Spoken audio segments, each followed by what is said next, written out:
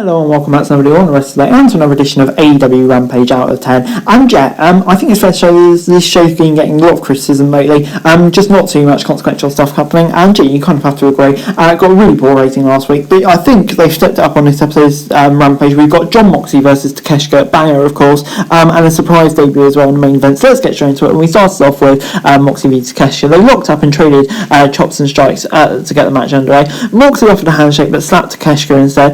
The Japanese star sent the former champ out of the ring, and both men traded hard fights before the former WWE star topped on Takeshita's head. Moxley was then busted open as we headed back to the ring for the BCC members to deliver a pile driver. Takeshita dodged a second pile driver attempt, but the former DDT star hit a leaping clothesline before both men battled on the apron. Takeshita then hit a slingshot DDT for a near fall before he went to hit a brain buster, but Moxley managed to kick out again.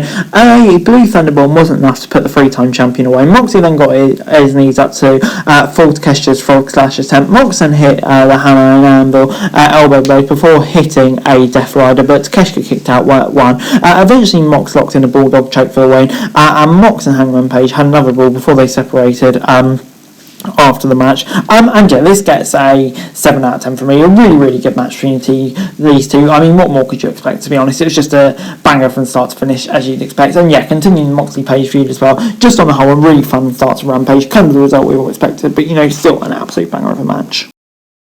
Next up, it was Shida versus the Bunny for a Regina DeWave championship. The women knocked out before trading shots. Shida got the advantage, dropping the Bunny with a skeet slam. The former women's champion then hit an scary, but the Bunny moved out of the corner to avoid a dropkick and get control of the match. The Bunny then hit a slightly narrow and followed out with a number of elbow strikes. Shida fought back with it, but the Bunny cut her come back off with a kick. Penelope then provided distraction, helping the Bunny maintain control. The ref took the kendo stick away from the Bunny, allowing Shida a way back into the match, and she delivered a Michinoku driver, followed by the katana to pin and retain her title. And yeah, this gets a 6 out of 10 from me. Really solid match between these two. Probably better than I expected, to be honest, but yeah, a really fun match. Shida retaining the belt. And yeah, Bunny, she's still really good as well. So yeah, on the whole, this was fun stuff. Before it's time for W. Morrissey, or Big Bill now, as he's now known, and Lee Moriarty versus a couple of jobbers, Clayton Bloodstone and Izzy James. It was completely one-sided squash that ended with Big Bill delivering a huge shake slam and pinning his opponent with his foot on his chest. So yeah, it gets a 6 out of 10 from me. Yeah, the firm, I don't know, since I split from MJF,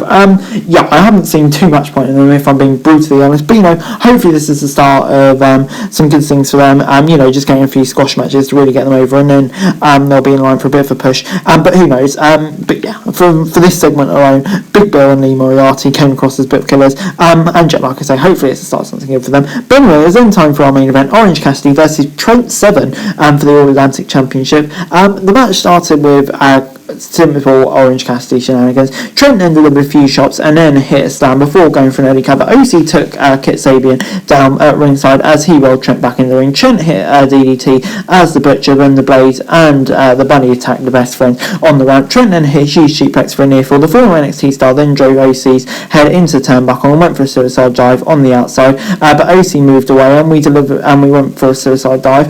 Trent then went for a brainbuster, but the champion countered with a stunner. Trent then hit an inside out lariat for another near fall, and he had the OC reading. OC fought back with a tornado DDT before heading out to the top rope. Trent Carlton hit a twisted pile driver for a close to. Freshly squeezed, and fought back once again, delivering an orange punch and a beach break for the win. After match, Kip attacked Orange Cassidy before Dustin Rhodes ran out to make the save. And yeah, this gets I'm going to give it a 7 out of 10. I thought it was a really fun match, personally. Cassidy was probably always going to get the win, but yeah, I think it was just such a nice surprise to see Trent Seven in AEW. Yeah, I really enjoyed his work in NXT UK, and yeah, I'm a big fan of him, so yeah, I think it's a great pickup for AEW, and the match as well was really fun. Of course it would be with these two great wrestlers, so 7 out of 10 from me.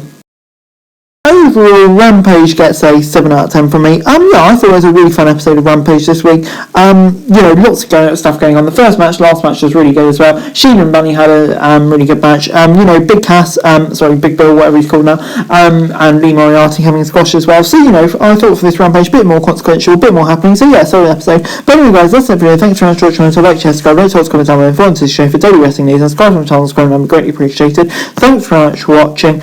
Peace out.